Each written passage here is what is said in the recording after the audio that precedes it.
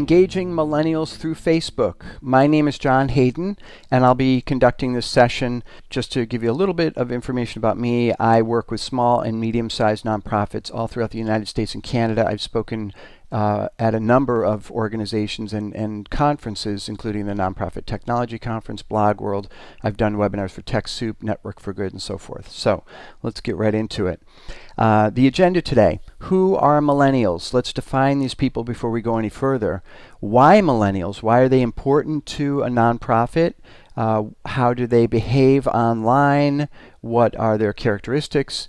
And then we'll take a deep dive into Facebook and talk about content strategy, the three most important pillars of your content strategy. We're going to get into that.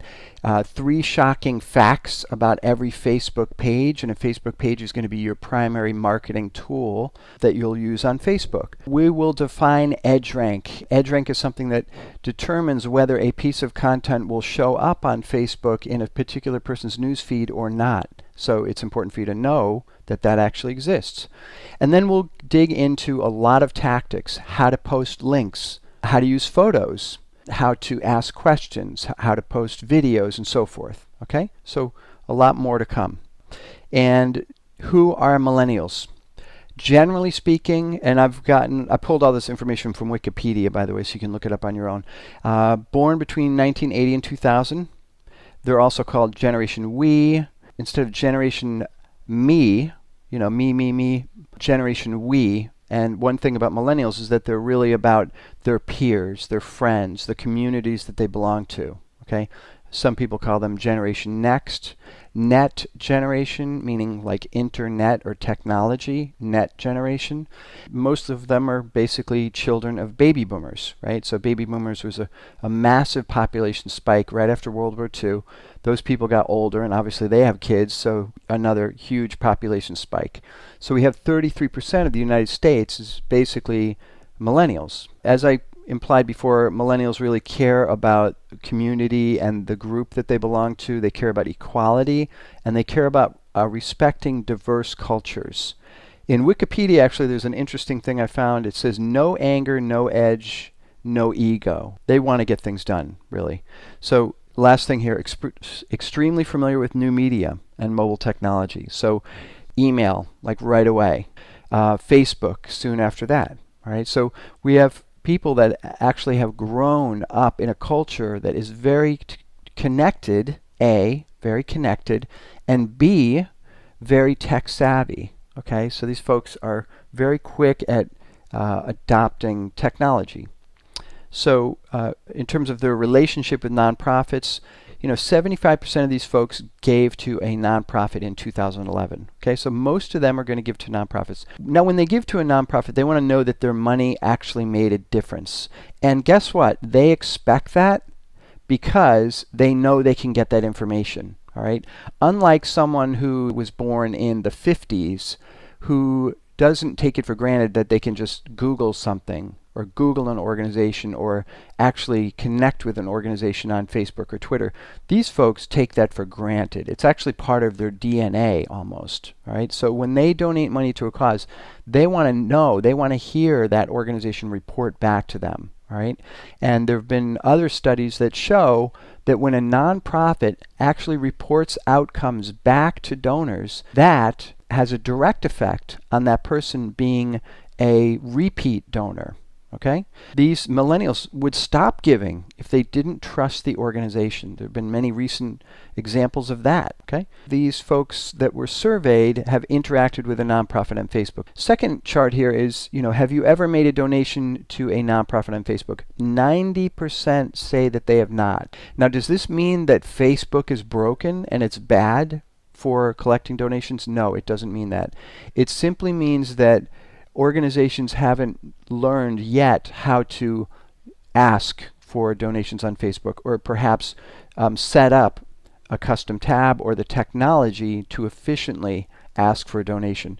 And in the future, what we'll see is Facebook itself, the platform, will be much more enabled for e-commerce. So in the future, and I imagine this is going to happen very soon, someone will go to a Facebook page of, say, LL Bean and say, oh, I like these shoes, but I also want to buy them. Okay? one click. They might even have a credit card on file with Facebook. They click one click. Same thing is going to happen with organizations. I like the Red Cross. Yes, I want to give. Click. Okay, that's going to happen very soon. All right.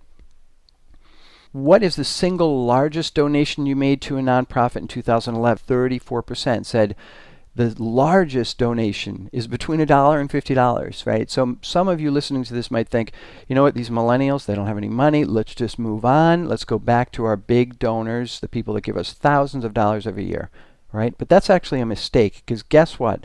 75% said that they donate to a nonprofit, all right? So that although these donations are small per transaction, for each transaction might be small, a lot of them donate, okay? And they will donate more in the future. All right. So the critical thing now is to form a lasting relationship with them. Right. Really understand their motivations. Form that lasting relationship with them. Okay. And this chart to the right, 71% said that they actually raised money on behalf of a nonprofit. To me, this speaks directly to peer-to-peer fundraising. All right.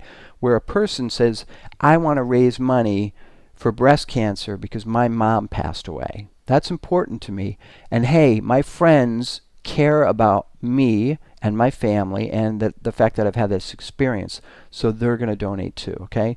So this is really the culture of millennials. They're very well connected, and they want to, they want to share their stories. And they're so used to sharing their stories online, and they're so used to maybe saying, hey, my mom or my aunt passed away from breast cancer.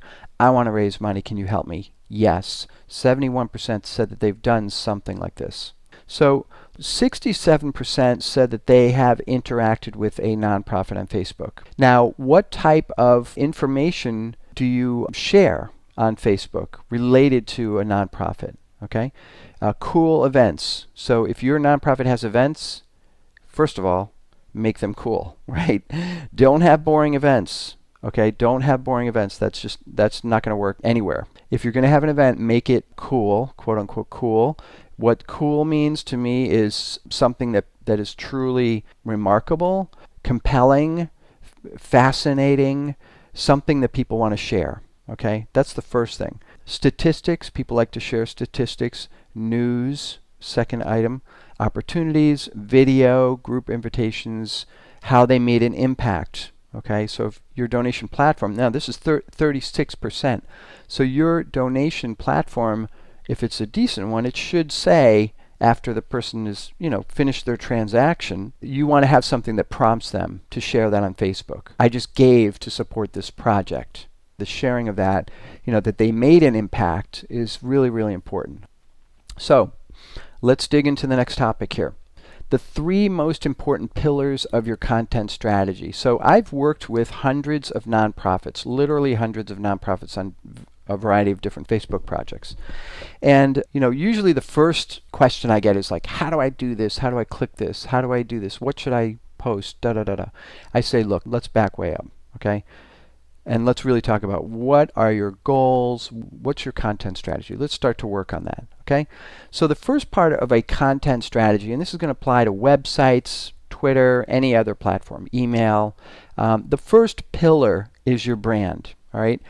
Your brand, you can define this as the essential feeling that people get from their interactions with you. Now, how do they interact with you? Email, they see you in person, they read about you in the newspaper, they see your Facebook page, you respond to their post on your Facebook page or not. That says a lot about you, okay? So these are things that really are what your brand is. Now, what your job is your job is to actually articulate and refine what your brand is. Now, your brand is not the category of nonprofit that you're in, okay? Your brand is not your logo. Your brand is not your tagline. Those are elements, but essentially your brand is the unique position in a person's mind about your nonprofit. So let me give you an example here. The National Wildlife Federation and Greenpeace, right? These 2 organizations, you could say, fall in the same category. Yes, they work to preserve wildlife, right? But you and I both know that they do that in very different ways. National Wildlife Federation, cute pandas, koala bears, and family and kids, right? Greenpeace, let's cause some trouble. It's great if people actually get arrested in the process, because then we create a political statement around protecting wildlife. Completely different brands. Those are things in my brain that I just pulled out associated with these two organizations, right? So that's their brand, right? You need to be able to articulate that, right? And it's a process. It's a process, okay? Second thing is your audience. Your audience is the various different types of people that you reach or that you're trying to reach, right? So they could be longtime donors who are retired and they write a check every year, and your organization is actually listed in their will to receive some money. You have volunteers, you have donors, you have a whole bunch of different types of donors. But, you know, the important thing about an audience is to really understand who they are and what motivates them. Okay, you have to articulate and refine who your audience is. You have to know this. Okay, and try to understand your audience in terms of them as a whole person, because really, in the end, they're actually people. You need to understand that. If you look at them as like, oh, this is our donor segment here in an Excel spreadsheet, that's a little cold, and you're really not going to be able to come up with an effective, creative content strategy unless you understand them as whole people. All right. One way to do this is to actually create personas. Right? And if you don't know what personas are, you can just Google what are marketing personas. And basically, marketing personas are fictional representations of your segments. You will literally have a name of a person, okay? Joan. You will have a picture of Joan, but you'll have a biography of Joan, okay? You know, where she lives, what she cares about, her personal struggles, her relationship issues, you know, brands that she supports, TV shows that she loves. You'll make this up, okay? But obviously you want to do this based on, you know, research on, you know, who is your segment, what do they like, and so forth, and just talking to people, okay? But, you know, if you make up a persona, it's much easier to actually develop content that speaks to that person. Now, the benefit of Facebook is that actually you can see the people that interact with you the most, and you can look at their profiles, and you can really understand what else do they care about, what else is really important to them, right? So understanding your audience, right? And then the third pillar, which is really important, is the message, right? Now the message is nothing more than the two-way discussion that you have with your audience, okay? Now, what do I mean by that, a two-way discussion? What I mean is that you know your brand.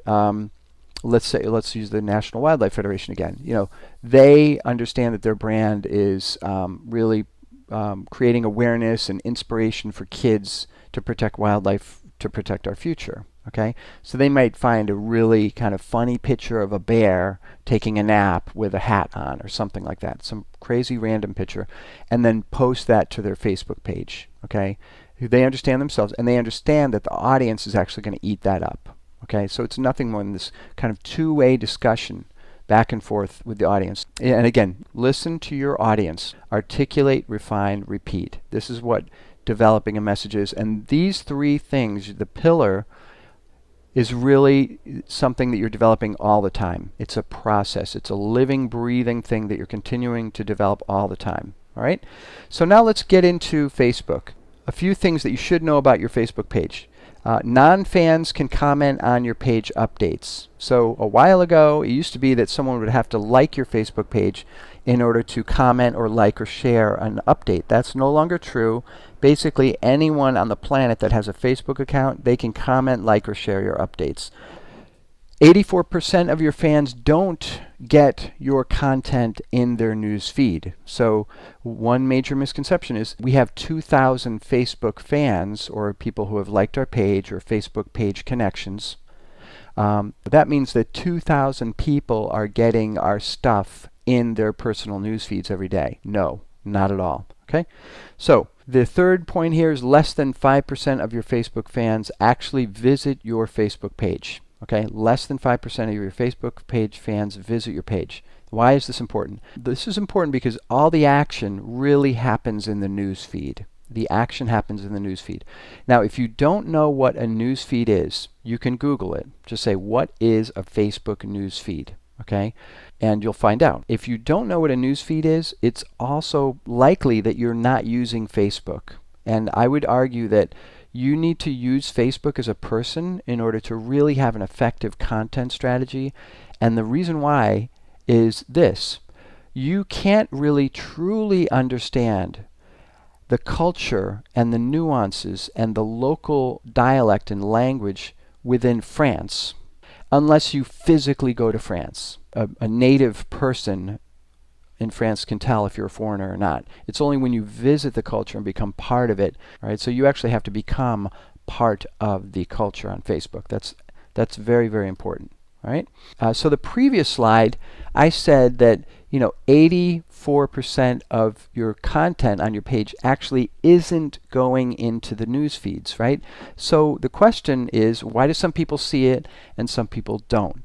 And the reason is that Facebook has an algorithm that determines whether a specific Facebook page story will appear in the newsfeed of a specific fan. So EdgeRank is something that applies to each specific piece of content, not the page as a whole. EdgeRank, again, it's going to rank your content, not your Facebook page. Okay? The sum equals affinity. U means user, like the relationship between the user and the piece of content. Weight is the actual content itself and the comments and likes that it has. And then decay is simply a factor of time. You put something on your Facebook page, and then over time, people just aren't really interacting with it anymore.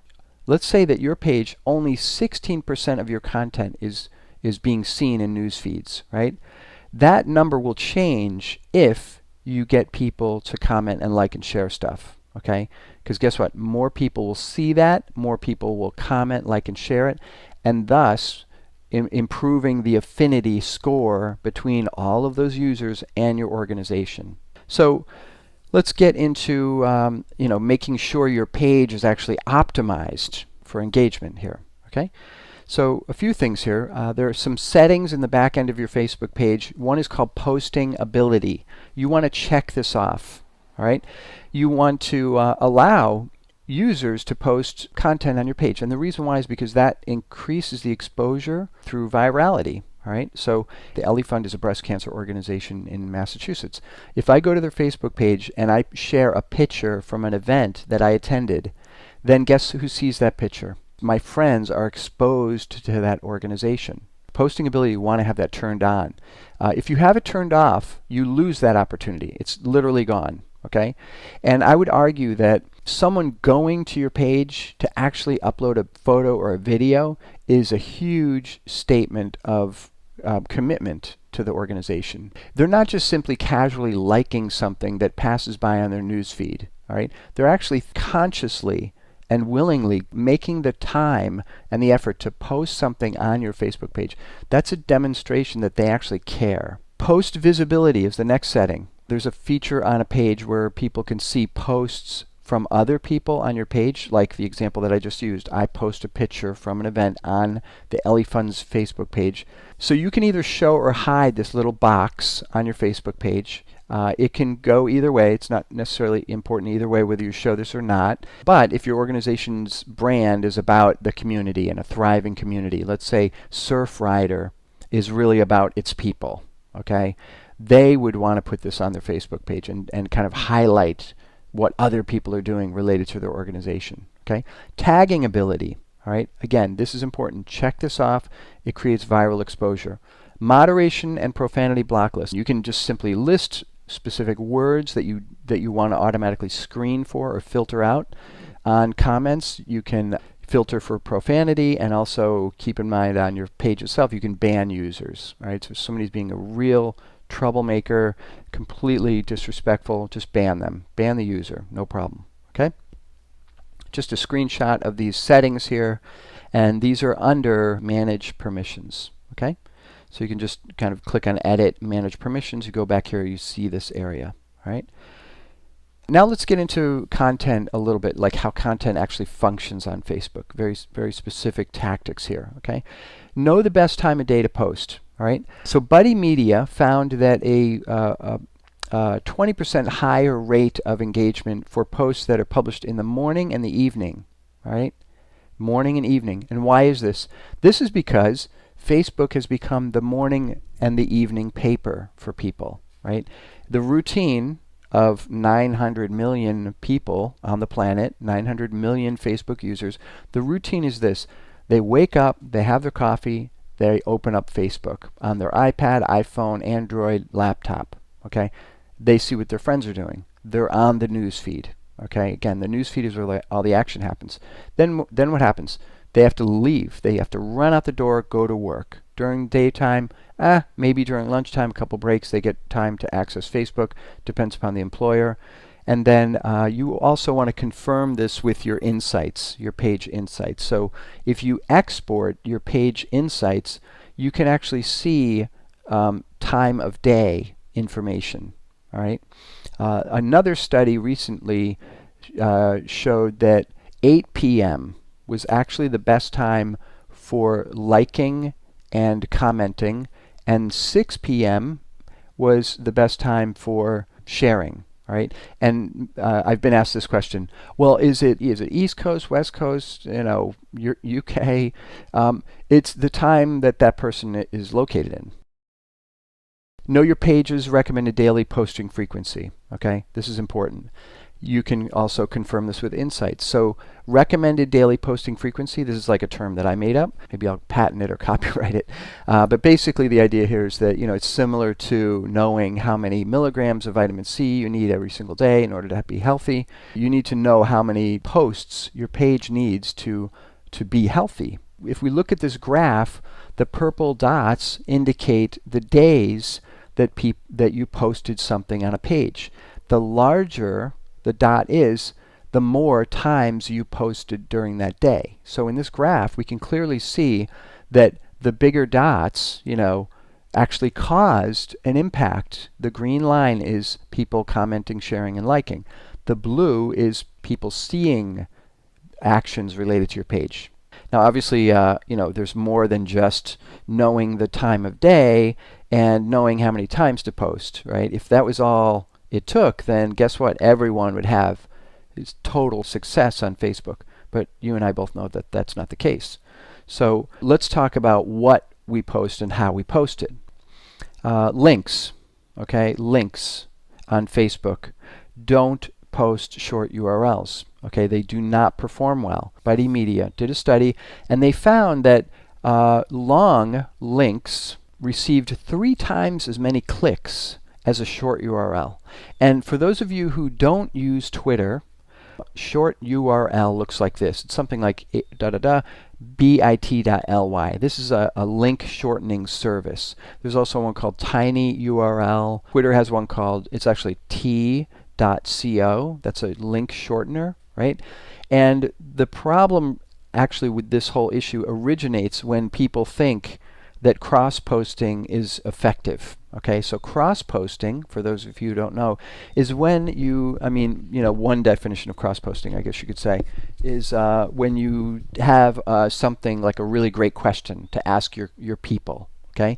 And then you use a tool like Hootsuite or TweetDeck, and you say, oh, great, I can check off Twitter, Facebook, Foursquare, LinkedIn, and whatever else that's connected, that I'm connected to using this tool, and I could simply, ask a question and then include a link, and of course I have to shorten that link because of Twitter only allows for 140 characters, so I'm going to shorten that link, and then I'm going to post it. Okay, that's a very common behavior, and it's actually not that effective because the content isn't being optimized for each platform. Okay, so short URLs don't work on Facebook. Think about it this way. If you see a link that looks like this, obviously you're not going to click it. Click at your own risk. I have no idea. A long URL will state what the website is. Okay, so if I find an article on the Boston Globe and I post it to Facebook, it actually will say boston.com. Okay, meaning this is safe to click on. You know where you're going to go to. A shortened URL, that's not the case. Okay. If you need to schedule multiple posts to multiple Facebook pages, there's a tool called Post Planner. If you're just managing like one Facebook page, you can schedule updates on your Facebook page. You don't need a third-party tool. You go to your Facebook page, you put an update in the update window, and in the bottom left of the update window, you will see a little clock icon. You click on that, you pick the year, the month, the day, the hour, the minute, and then you're good to go. Okay, so you can definitely schedule updates natively on Facebook, and those will perform very well. Okay, there's not going to be any issue at all. All right. Posting links, a few more things about this. When you post a link, you can actually edit the title and the description and the picture. When you post a link, take the extra 10 seconds to make sure the article is going to stand out. All right, so you can edit the title, description, and even the preview picture. So this little frog, here's a title. It says frog sits on bench and wins over internet -CBS News, and then there's a link, and there's a little description here, an excerpt. When I'm looking at this, first of all, I know it's a video, so I want to tell people it's a video. That's going to be important. I'm going to put that in the title. Okay, CBS News, not so important. The link already says CBS, so I don't need to include that information. It's not important. Okay, and the title, maybe I can be a little bit creative with that title and make it a little bit more interesting so that people click on it. So here's what I come up with. Zen Frog dominates the internet. Video. Capital letters, kind of call out the title a little bit more. I'm using obviously the same picture, and then I edited the excerpt here. Amazingly funny video of a frog sitting on a bench becomes an overnight viral sensation. Okay, gets a little bit more clicks, something like that. Okay, so think about editing, titles, pictures, and excerpts when you post a link before you actually hit share. Okay, photos do the best on Facebook by far. There have been a number of different studies that look at content only. Videos, photos, status updates, links, questions from a Facebook page. What type of content performs the best? Photos do the best. All right. There have been a few studies that show that links actually do the worst. Right. But interestingly enough, brands, and I imagine many nonprofits do this too, brands will post predominantly links. Here's a link to our page. Click it. Go buy something. Okay. That's not really that interesting. Photos, on the other hand, do very well. The reason why photos do very well, and for those of you who use Facebook, and hopefully all of you will be using Facebook by the end of the day today, is that a photo really stands out in a news feed. It completely visually dominates a news feed as opposed to just a simple status update or a link. Some specific tactics here. Make sure that your photos are at least 846 pixels wide by 403 pixels tall. And why is this? The reason why is because on your Facebook page, on your timeline specifically, you have a feature for each post they're called highlight. Okay, it's a little star icon in the top right of every single update that you have. If you click on highlight, it makes it a full width. Okay, forget about that double column that we see in the timeline. Highlight takes up 2 columns. All right, so this, for your Facebook page itself, it just breaks up the space a little bit better, and it's easier for people to scan your Facebook page when they do visit it. Okay, just to give you an idea of how easy it is to create photos of these dimensions, an iPhone is huge. An iPhone photo is actually bigger than your laptop screen. Okay. So if you have even just a basic digital camera or an iPhone or an Android, you're fine. You're totally fine. Here's an example of how to make a photo viral. All right. Now, when I say viral, right, viral is this word that gets thrown around a lot, but viral simply means get passed along. Okay. It gets passed along. Virus. I got a virus. I give it to you. Okay. Sorry about that. So one aspect of viral is actually when a person has the ability to make a piece of content their own. Okay, so here's an example of a photograph where if you share it, if you share this photo, it gets published in your news feed, and the arrow, that little curly Q arrow, points directly at your profile picture. Okay, also post a photo as a link. Okay, so you basically are gaming the system. You're gaming EdgeRank by posting a photo. All right. So what you do is you simply grab a photograph from your website or the web page that you're trying to share. Make sure it's a really compelling photo that is completely shareable on Facebook and really interesting and captivating and remarkable. Upload that photo like you normally would, and then in the description, as we see here, in the description, you can simply put a link. Okay. People will share this a lot more than they would share a link. Okay. And then when people view the photo, guess what? The link is right there on the right-hand side. Okay? So this is a really much more effective way to actually get traffic to your website and get a link passed around Facebook a lot more effectively. Okay? You have people that are your core supporters. The people that come to every single event, they volunteer, they donate.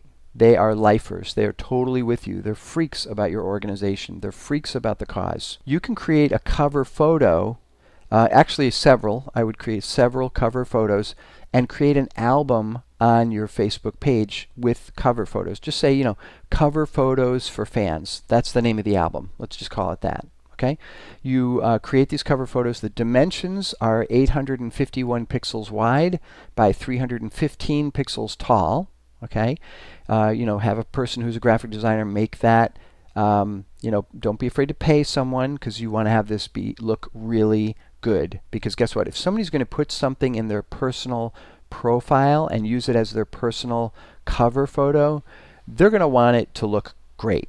Okay, they're going to want it to look great. Spend the resources to actually create really good quality covers, and this really turns your core advocates into passive promoters of your organization. Wow, if I'm John Hayden's friend, like say one of my friends is looking at my profile, oh wow, the food bank, oh John supports the food bank, that's cool. Yeah, no one should really go hungry. Oh wow, I'm gonna actually visit this Facebook page. I see that there's a link here, show your support at blah, blah, blah, blah, blah. It's a very powerful way to promote your Facebook page in a non-salesy way, in a non-pushy way. Okay, now what about regular text updates? What about regular just status updates? Okay, less than 80 characters. Again, research on this is generally short updates are going to do really well. Okay, short updates are going to do really well. All right. Further, questions on any type of content do really well, but a status update alone that asks a question is going to get a lot more engagement than when you don't ask a question. Okay, so if you just say, if you just state a fact, let's say some news about your organization that happens to be under 80 characters, if you do that, that's one thing. But if you ask a question related to that, that's going to get you much more interaction from people. Okay, so I have an example of a client that I worked with, a brain aneurysm foundation. We actually kicked off their Facebook page a couple of years ago simply by asking a few very humanistic questions that really were meant to get at the core emotional issue with people. And one of the questions, for example, was, if you found out that a friend recently suffered a brain aneurysm and was in the hospital, what would be your number one tip to that person, or what would be your number one piece of encouragement for that person, all right, or your advice to that person? Okay, it gets to the core issue, and it really gets at the humanity within people.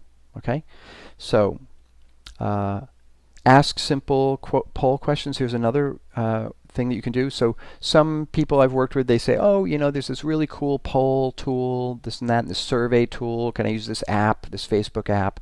Those are great if you're going to actually do a comprehensive survey that your purpose is to actually collect research. Yeah, those are fine.